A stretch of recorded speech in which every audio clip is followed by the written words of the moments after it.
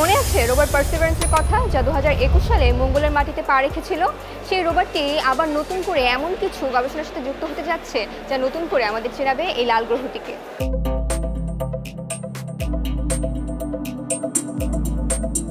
2021 সালের ফেব্রুয়ারি ছিল মহাকাশ প্রেমীদের জন্য দারুণ একটা সময়। 18 ফেব্রুয়ারি লাল গ্রহ মঙ্গলের বুকে পা রাখে নাসার রোভার পার্সিভারেন্স। গবেষণার জন্য মঙ্গল গ্রহের ছবি আর তথ্য পাঠিয়ে রীতিমতো চমকে দিয়েছিল নাসার রোভার পার্সিভারেন্স।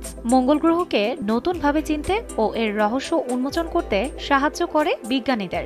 এখনও পর্যন্ত পার্সিভারেন্স প্রায় 18 মাইল পথ অতিক্রম করে জেজেরো ক্রেটারের তলদেশ ও নদী বদ্বীপ অঞ্চল পরীক্ষা করেছে বেশ সফলতার সাথে। 22টি জায়গা থেকে লাল গ্রহের নমুনা পাথর সংগ্রহ করেছে এই রোভারটি।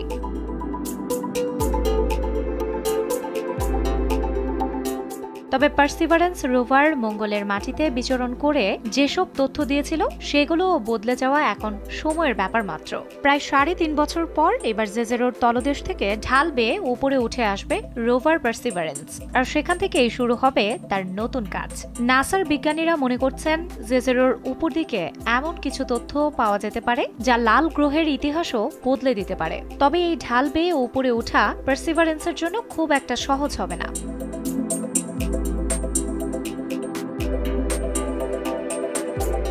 পার্সিভারেন্স মূলত পরীক্ষা চালাবে জেজেরোর ছাদের 2টি স্থানে, পিকো টার্কুইনো আর উইচ হ্যাজেল হিল। বিজ্ঞানীরা মূলত মঙ্গল গ্রহে না নেমে শুধুমাত্র প্রদক্ষিণ করা যান থেকে পাওয়া তথ্য পরীক্ষা নিরীক্ষা করে ধারণা করছেন যে রোভারটি জেজেরোর ছাদে পৌঁছাতে পারলেই মিলবে নতুন সব তথ্য উপাত্ত। তাদের ধারণা মতে জেজেরোর ছাদে রয়েছে প্রাচীন কয়েকটি ফাটল, যে ফাটলের সাথে মিশে রয়েছে মঙ্গলের অজানা অতীত। হয়তো নিশ্চিত হতে পারবে যে জল থেকেই তৈরি হয়েছিল এগুলো, কারণ ধারণা করা হচ্ছে 28 মাইল চওড়া এই জেজেরো ক্রেটার কয়েকশো কোটি বছর আগে ছিল জলে ভরা বিশাল এক হ্রদ। এই ধারণাই হয়তো বদলে দেবে মঙ্গলের ইতিহাস।